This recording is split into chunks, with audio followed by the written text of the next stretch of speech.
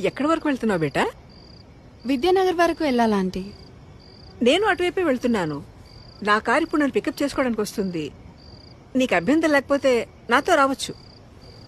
అయ్యో పర్లేదు ఆంటీ, నేను వెళ్తాను. Thank you.